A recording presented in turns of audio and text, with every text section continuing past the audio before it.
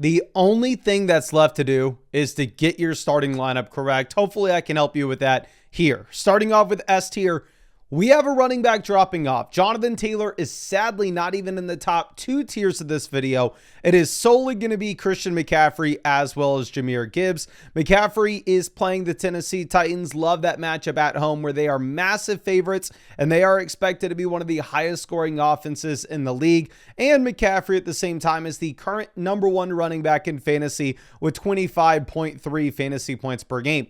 Now on the flip side of this, Jahmyr Gibbs is the hottest running back in fantasy, where over the past 4 games, he's had 31 targets. He's come through in over the past 6 games that he's played. He has had 3 games with over 37 fantasy points. Gibbs has been incredible. This matchup against the Los Angeles Rams projects to be the highest scoring game of the week. And I don't know if we've ever had an over-under this high in 2025. Now, moving over to the A tier running backs, we are going to have Devon Achane leading us off. You get to play at Pittsburgh, so the spread in this game isn't going to be massive. Typically, you do have the Miami Dolphins as dogs most of these weeks, but the spread in this one's only 2 points. The expectations, of course, with these rankings will be that Devon Achane is A-OK, 100% good to go. I will update y'all with the live stream later tonight, and obviously I'll keep these rankings up to date on flockfantasy.com throughout the week if we get any news with the Devon Achane injury. Bijan Robinson is playing at Tampa on Thursday. Going and looking at what he did in week 14, he had only 9.4 fantasy points, the second worst game of his season so far. And this led to Corey getting booted from the Flock League playoffs. I am sorry, Corey, but I had to at least say that once in this video. I'll be saying it once a video until the end of the season. But nonetheless, with Bijan at Tampa here, the Atlanta Falcons project to score 20 points. He's a 3-down bell cow. You play him. Now, moving over to our B tier, a game that is expected to have a ton of points scored is going to be the New England and Buffalo. I'm going to be taking James Cook in this one as our running back 5. I think it's a very easy spot to start as many players in this game as possible with an over-under of 50.5 points. We can say the same thing with Derrick Henry going up against the worst rush defense in the entire league. And you have an over-under of this game at 52.5 points. Currently, you have the Baltimore Ravens projected to score 27.5 in this contest, and they are favored by about 2.5 points. Going over to Bucky Irving, Rachaad White got on the field this past week, and there's a shot that Rachaad White's out there yet again, but it frankly didn't matter. Bucky had a decent amount of volume, and the Bucs project to be a better offense this week playing against the Atlanta Falcons at home, where obviously they are favored, so there's a good shot that they can run the ball. I really want the left tackle to play here. I'm going over to Josh Jacobs. He's the running back 1 of my fantasy team. He has a really tough matchup against the Denver Broncos, so I'm very fortunate that I have a bye week, but Jacobs still hoping to do great things. You've still been great all season. And yeah, coming off of 2 weeks where he has seen a total of like 40 opportunities. Then with Kyren Williams, this game again has an over-under of 55.5 points. Kyren Williams so far this season is the running back 12 in points per game, but of course, Blake Corum has been expanding his role, and that is the #1 concern that you have with Kyren. I still would say Kyren is the lead running back here. I would still say that Kyren Williams is a must-start running back. I really hope that he expands his role as a receiver, but again, the Rams project to score over 30 points in this one. I think Kyren is a relatively easy start. Now, moving over to our next tier, I honestly am going to put Saquon Barkley up here. Saquon Barkley is the running back 2 on my own fantasy team. I wish I could start him against the Raiders this week if I wasn't on bye. Absolutely love this matchup, love this spot where clearly the Philadelphia Eagles are in a get-right situation here. The spread in this game is 11.5 points, and they should be able to run the ball over and over again.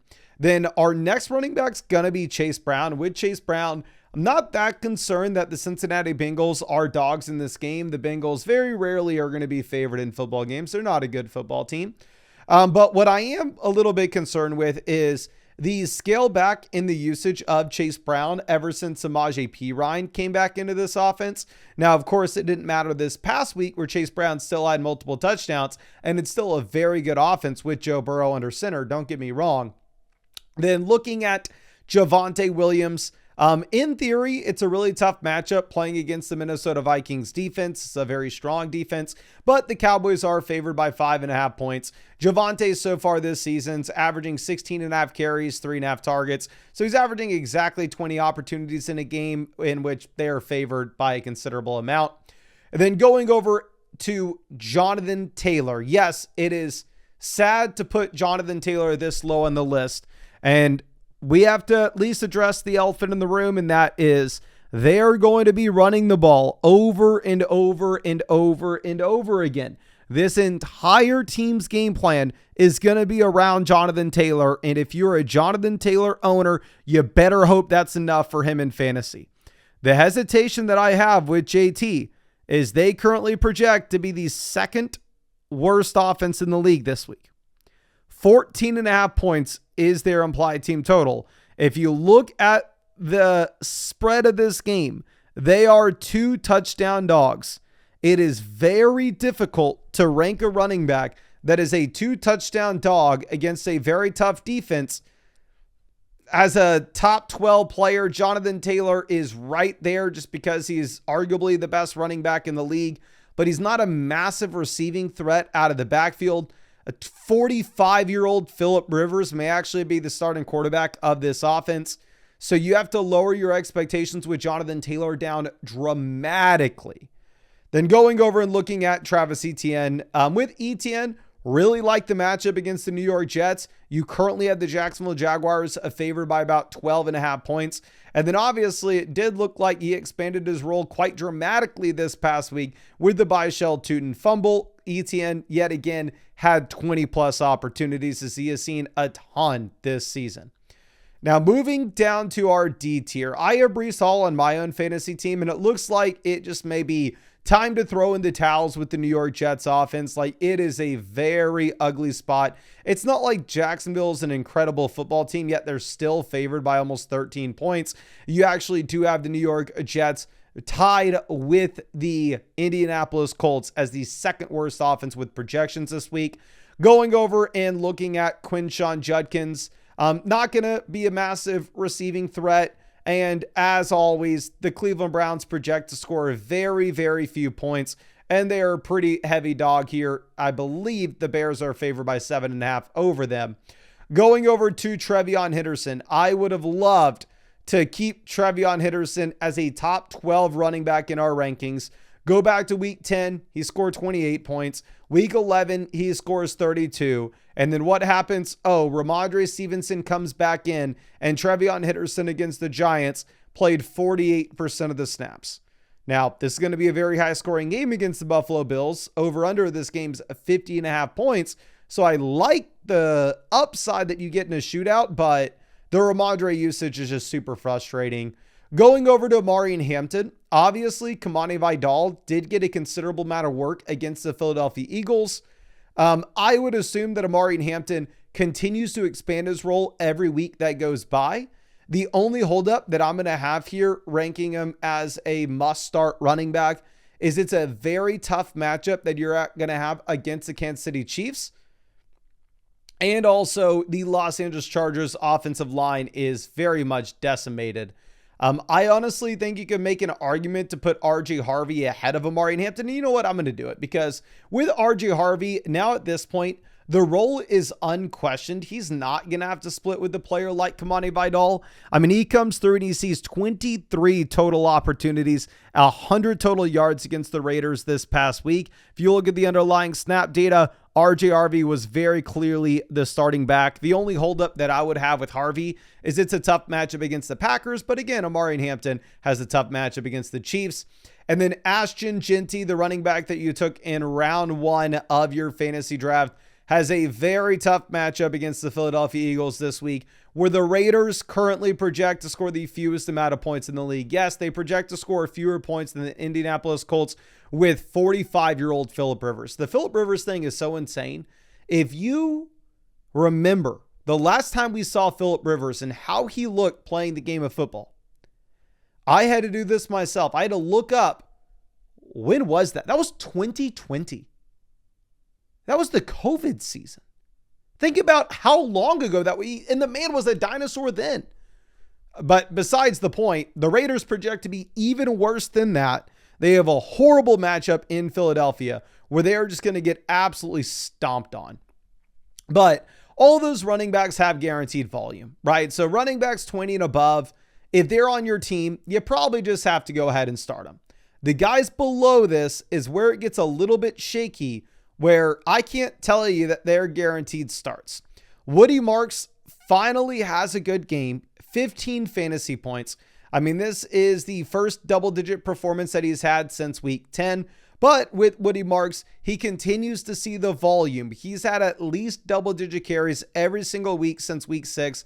And this matchup against the Arizona Cardinals is really strong, where very rarely are the Houston Texans going to project to score a ton of points. But they do in this game. They have an implied team total of 26. Now, going over to the running backs with questionable workloads, Rico Dowdle is a tough player to get behind right now just because the Chuba Hubbard utilization, where it does seem like at least before the bye, this team was going in the direction of Chuba Hubbard. I'm going to give Dowdle the benefit of the doubt just because he's averaging 14.1 fantasy points per game. He has been incredible in those spots where he's been given the opportunities. The issue is just the opportunities don't look consistent. Now, going over to Tyrone Tracy, the matchup is really strong against Washington, where the Giants project to score 25 points. I'm going to be making this ranking under the assumption that Tyrone Tracy is going to play this week with 0 limitations. But even if that is going to be the case, obviously Devin Singletary will be involved to some extent. Kenneth Walker is in a very good spot against the Indianapolis Colts, where the Seattle Seahawks are 2 touchdown favorites. They're most likely just going to be able to run the ball over and over and over again in the second half, and Indy isn't going to be able to move the ball down the field on their defense. But even with that in mind, clearly this is going to be a split backfield with Zach Charbonnet. Going over to Jaylen Warren, honestly, I probably need to move Warren up these rankings because at least, actually, I don't even need to say that. No, Warren's also splitting his backfield 50-50. Gainwell played just as many snaps this past week. Jaylen Warren hasn't ever given you a ceiling. I mean, his 15.2 fantasy points per game is one of the best performances he's had so far this season. He has yet to score 20 fantasy points, and he just had a season low 8 carries and a season low 11 opportunities. But it's a really good matchup against Miami. Aaron Jones has a very good matchup against the Dallas Cowboys. He's coming off a game where he scored 7.5 points when the Minnesota Vikings won 31-0, though, so it's going to be tough for me to trust him.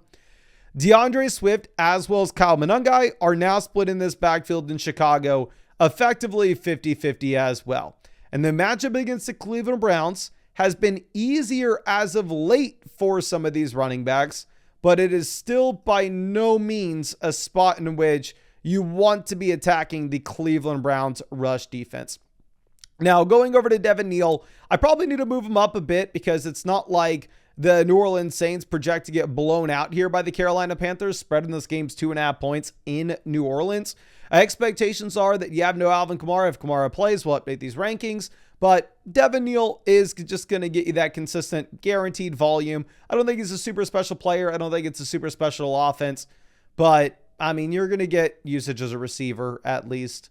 And then going over to David Montgomery, we know that he is the second fiddle to Jahmyr Gibbs. David Montgomery has had 4 straight games with fewer than 10 carries.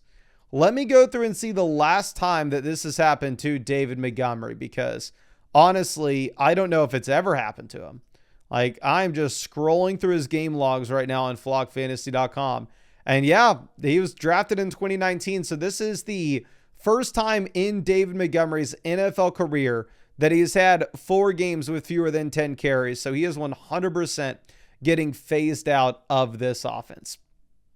Now, moving over to our next tier of players, we are going to have Chuba Hubbard leading us off because there's a very real world scenario in which Chuba Hubbard is the starting running back for the Carolina Panthers. I'd really hope that you don't need to roll those dice.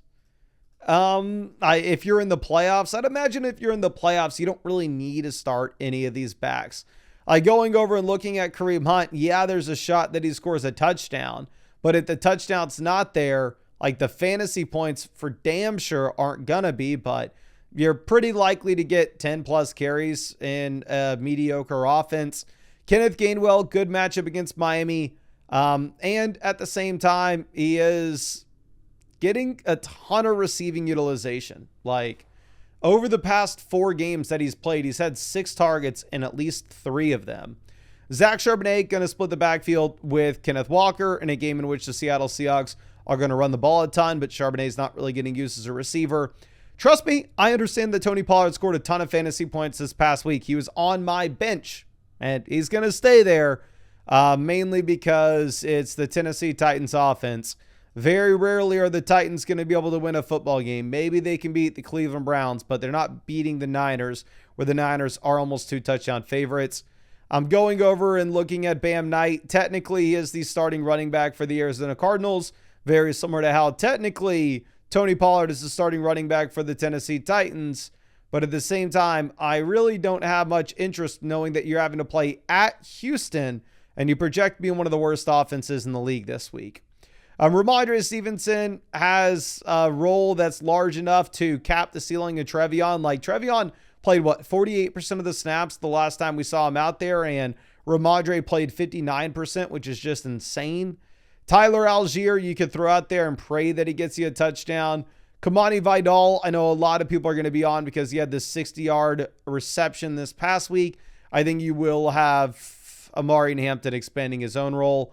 And then Blake Corum, of course, just dropped 26 fantasy points. But with that in mind, he did so just with big rushing. Like, you're not going to expect him to have 120 rushing yards and 2 rushing touchdowns off of 12 carries every week. No role as a receiver whatsoever. I do think there are going to be a lot of points scored in the offense, and Corum's obviously worth a roster spot because if Kyron goes down, he wins you your league. But I think that's all I got for you. I really appreciate you. Obviously, I'm going to keep you all updated every single day with all the injury news that we get. I will need to make sure that we are updating these rankings. But much love, ladies and gentlemen. I appreciate you, and I'll be good to see you out in the live stream later tonight.